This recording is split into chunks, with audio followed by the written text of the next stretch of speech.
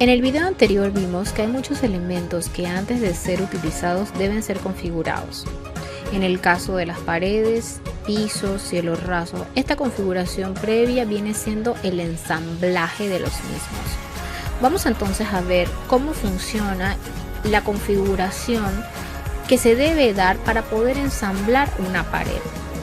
En el caso de nosotros, la pared puede ser trabajada ya sea a partir de un floor plan o de un ceiling plan, pero lo importante es que tengamos un floor plan puesto, porque aunque nosotros todavía no vamos a dibujar, lo que necesitamos realmente es que me salgan todas las opciones disponibles para poder trabajar una pared. Una vez que tengo una vista de planta, voy a ir a la pestaña Architecture y dentro de la pestaña Architecture voy a darle clic al botón Wall. Esta llamada también puede hacerse por medio de la tecla WA, sin Enter, solamente WA. De tal manera de que si se dan cuenta, mi pestaña cambia y ahora automáticamente me sale la pestaña contextual Modify y verticalmente en el selector de propiedades voy a tener entonces la opción, en este caso Basic Wall, pero si le dan clic a la flecha que tenemos hacia abajo, se van a dar cuenta entonces que hay una lista de paredes disponibles a partir de donde podemos comenzar a trabajar una pared nueva. Porque recuerden que prácticamente nada se hace de cero. Todo viene de acuerdo a una plantilla o algún elemento ya preconfigurado. De la lista de paredes o de familias de paredes disponibles, vamos a escoger la que dice Generic 200 milímetros, que es una pared genérica. Para seleccionarle, lo que vamos a hacer es darle un clic con el botón izquierdo, de tal manera que nos aparezca en el selector. Al aparecernos la pared en el selector, vamos a ver inmediatamente abajo en la esquina derecha un botón que dice Edit Type. Al darle clic al botón Edit Type, nos va a salir esta ventana que hace alusión a las propiedades del tipo. Nosotros vamos a partir de la pared Generic, pero no vamos a usar la pared Generic, sino que vamos a hacer un duplicado. Entonces lo primero que debemos hacer es darle clic al botón Duplicate. Al darle clic a Duplicate nos va a salir una ventana que nos permitirá escribir el nombre de la pared. Ojo que es la pared nueva. Ahí vamos a escribir pared.10 y le vamos a dar clic a OK. Nos aseguramos que donde dice Type aparezca el nombre pared 10, porque es la pared que oficialmente vamos a trabajar. Una vez que hicimos nuestro duplicado de la pared, nos vamos a ir entonces a la edición de parámetros. El parámetro más importante, o prácticamente el que hace casi todo el trabajo, es el parámetro Structure del grupo Construction. Entonces le vamos a dar clic al botón Edit. Al darle clic al botón Edit, me va a salir esta ventana que hace alusión al ensamblaje o a la edición del mismo ensamblaje. Aquí vamos a familiarizarnos con el entorno. Bien, si yo le doy clic al botón que dice Preview en la esquina inferior izquierda, voy a poder tener una vista previa del ensamblaje a medida que lo voy trabajando. Esto es importante porque me permite ver en este caso la vista en planta de esa pared. Ahora vamos a ir hacia el lado derecho de la ventana y nos vamos a familiarizar con los contenidos. La primera información que se nos da es acerca de la familia, y es que tenemos que tener claro que las paredes, las puertas, los elementos de ambientación, todos son familias. Y aunque no es un tema que en este momento nosotros vamos a tocar a profundidad, tenemos que tener claro de que todos los elementos que nosotros colocamos en Revit son familias o sistemas, y que estas familias o sistemas pueden tener tipos y subtipos. Quiere decir en este caso que la familia es Basic Wall y el tipo es pared.10, es decir, es una variante de la familia Basic Wall. El próximo campo dice Total Thickness, que hace alusión al espesor total de esa pared. Recordemos que esa pared era genérica de 200 milímetros o de 0.20 metros. Después tenemos el dato de resistencia y por último el dato de masa térmica. Y estos elementos son importantes porque son para ayudar al cálculo de elementos ya sea de resistencia o de consumo energético. Después de ahí vamos a encontrar un recuadro que dice Layers. Y aquí es donde viene la importancia de entender el ensamblaje de la pared. Hacia el lado de arriba de la ventana vamos a encontrar la etiqueta Exterior Side, que hace alusión al lado exterior de la pared, mientras que en la parte de abajo dice Interior Side, haciendo alusión a la cara interior de esa pared. Si nosotros estamos construyendo una pared, tenemos que tener claro de que la pared tiene muchos niveles de información y esos niveles de información están organizados de acuerdo a los niveles físicos de objetos que hay en una pared.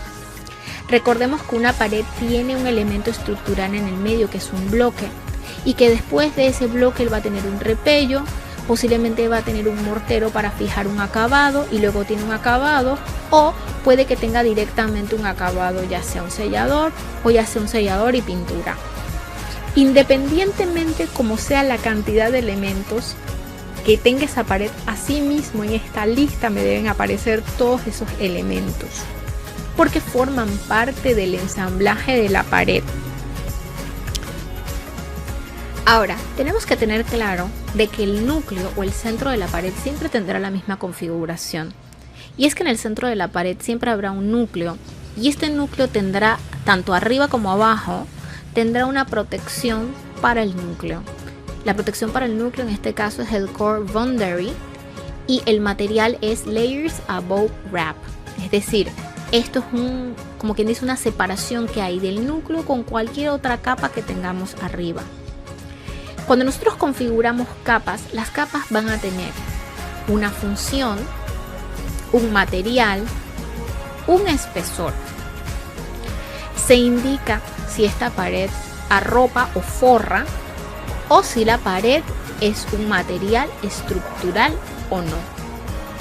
Todo esto es importante que se especifique, principalmente la función y el espesor, porque todo esto influye en la contabilidad e influye en la forma como se dibuja con estos elementos las nuevas paredes. Vamos a decir que este elemento que tenemos en el centro es nuestro bloque. Lo primero que tenemos que verificar es la función. Si yo quisiera cambiar la función, yo le doy clic al valor de función, que en este caso es structure, y van a ver entonces que me sale una flecha.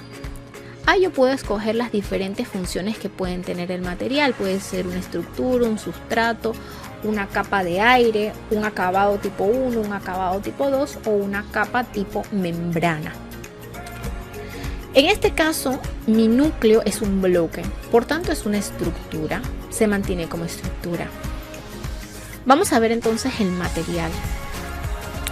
En el material tenemos que ser muy observadores de lo que nosotros hacemos, porque el material va a hacer alusión al uso de una textura para ese material. Poner materiales aquí no es como en SketchUp, en donde yo puedo seleccionar una pared o una superficie y él se pinta. El material tiene características como tal y la textura es una de las características del material.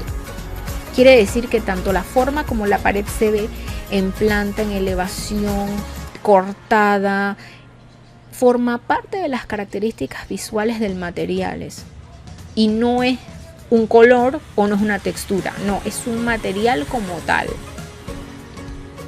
Vamos a cambiar el material, entonces nos paramos en el valor de material, vamos a darle clic a los 3 puntos suspensivos y nos va a cargar entonces el Material Browser, que se van a dar cuenta que presenta mucha información, porque aquí, como les dije, el material no es poner una textura y ya.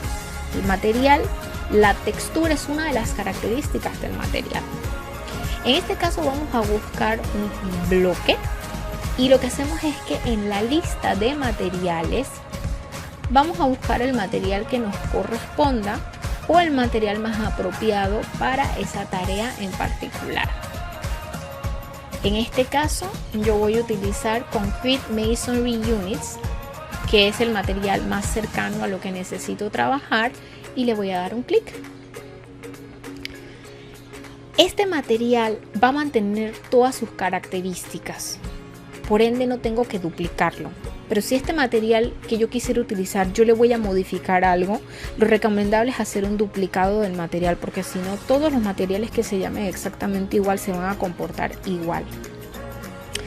Una vez que yo seleccioné el material o hice el duplicado, voy entonces a la pestaña Graphics para ver la información que tiene ese material disponible. En el primer recuadro tengo la opción Shading, que hace alusión a la apariencia sombreada. Si yo le doy clic a Use Render Appearance, quiere decir que yo voy a utilizar la apariencia de renderizado. Y esto es muy importante, porque de salida yo le digo al programa cómo yo quiero que se vea ese material si yo tengo un render. Si yo quiero estar segura cuál es la apariencia de renderizado, yo me voy a ir a la pestaña de atrás que dice Appearance. Y en la pestaña que dice Appearance, yo puedo entonces ver la apariencia de ese material, así como puedo ver la textura que emplea el programa para ese material. Si yo estoy satisfecha con esa textura que voy a emplear, me voy de nuevo a Graphics. Me voy ahora al campo que dice Surface Pattern y aquí vamos a ver muchas características a la vez. Ese material, es decir, el bloque, ya sabemos cómo se va a ver si está renderizado. Ahora yo quiero saber cómo se va a ver en el foreground, es decir, cuando yo lo esté viendo de frente. Él se va a ver como un bloque de 200 por 400, es decir, va a tener esta textura. Si yo quisiera cambiar la textura, pues bien, yo puedo darle clic a la textura y cambiarla de la lista de materiales. Si yo quiero verlo de espalda, pues también yo puedo escoger un patrón y escoger el material o la textura de relleno que me convenga. Vamos a ver luego el recuadro Cut Pattern, es decir, si yo fuera a hacer una sección de ese material, cómo yo quiero que se vea ese material cortado. En el campo que dice Foreground es como se vería de frente. Yo puedo escoger esta textura o yo puedo escoger cualquiera de las texturas que tengo disponible, como líneas diagonales, o sea, cualquiera de estos elementos, y le voy a dar clic a OK. En mi caso le voy a dar clic a Diagonal Up 1.5 milímetros, lo cual me va a generar un achurado en diagonal. En el caso de Background lo voy a dejar tal cual. Quiere decir que solamente le estoy dando apariencia de renderizado, superficie tipo bloque, y cuando sea un corte el patrón va a ser diagonal. Si ese es el material que necesito, le doy clic a Apply y luego le doy clic a OK. Y entonces veo mi bloque, que es una estructura que tiene como material Concrete Masonry Units y que el espesor en este caso pues no va a ser .20, sino que yo lo voy a bajar. Recordemos que ese bloque no mide realmente 10 centímetros y que esa pared de un bloque de 4 pulgadas realmente tampoco mide 10 centímetros, pero para los propósitos de nosotros y no confundirnos, voy a colocarle a ese bloque el tamaño de .07. ¿Ok? Y de esa forma yo tengo entonces el núcleo de mi pared resuelta. Vamos a seguir con los demás niveles, pero primero vamos a trabajar con la cara exterior y después vamos a trabajarlo con la cara interior, porque se van a dar cuenta de que prácticamente vamos a repetir la tarea. Para crear una nueva capa, le vamos a dar clic a Insert. Cuando le damos clic a Insert, se nos va a crear entonces un nuevo renglón o una nueva capa, pero esta capa viene sin ninguna información. Si yo quiero cambiar esta capa de nivel, Yo la tengo seleccionada y presiono cualquiera de los botones que se encuentra abajo, ya sea up o down, para cambiarla de posición. Si yo quiero subirla de nivel, le voy a dar clic a up, de tal forma de que la estructura me quede entre el core boundary y que estas capas nuevas estén por fuera del core boundary. Esta capa nueva que vamos a hacer va a ser el repello, pero el repello es un sustrato. Así que lo primero que vamos a cambiar es la función. En vez de que diga structure, aquí debe decir substrate, porque es un sustrato. Vamos a ver qué pasa con el material, porque sabemos que el repello es un concreto, no es un bloque, completamente diferente, es un concreto. Entonces le voy a dar clic a los puntos suspensivos y me sale el Material Browser. En este caso, para este material, yo voy a buscar el que dice Concrete Lightweight. Para Concrete Lightweight, si yo veo mis materiales, lo primero que voy a hacer es darle clic a Use Render Appearance para que él me escoja la apariencia del renderizado. Me voy a ir a la pestaña Appearance y voy a verificar que el material se vea como un repello como tal. Si este material me funciona perfectamente, regreso entonces a la pestaña Graphics. En la pestaña Graphics voy a verificar la información que tengo para superficie y para corte, tomando en cuenta que si yo veo la pared o veo ese nivel del material, voy a ver el patrón Sand, y si yo corto el repello voy a ver también el patrón Sand. Es decir, yo voy a ver en ambos casos el mismo patrón. Si yo estoy satisfecha con estas características, le doy clic a Apply y luego clic a OK. Y me va a aparecer entonces el sustrato con el material Concrete Lightweight. Si yo quiero cambiar el espesor, le doy clic a Thickness y en este caso este nivel va a ser 0.01. Entonces vemos que en el preview ya me comienzan a aparecer niveles o capas. Entonces esto ya nos muestra a nosotros cómo se está comportando ese material. Vamos a crear la próxima capa. La próxima capa que vamos a crear es una capa de acabado, tomando en cuenta de que una vez que ya yo tengo listo mi repello, me faltaría entonces el acabado. Por tal motivo yo le voy a dar clic de nuevo al botón Insert. Y ahora, pues si se dieron cuenta, la capa nueva me apareció directamente en la posición en donde debe estar. Vamos a cambiar la función y en este caso no es un sustrato, sino que es un acabado. Yo le voy a poner Finish 1. Con los acabados, con los materiales que yo aplico como color, como textura de acabado de pared o textura de piso, es donde hay que trabajar más el material. Se van a dar cuenta que no es como que yo agarro un material y listo. No, en este caso posiblemente sí tenemos que hacer duplicados y es importante que lo vean con atención. Después que cogí la función correspondiente, me voy a ir al campo Material y en el campo Material voy a darle clic a los 3 puntos suspensivos.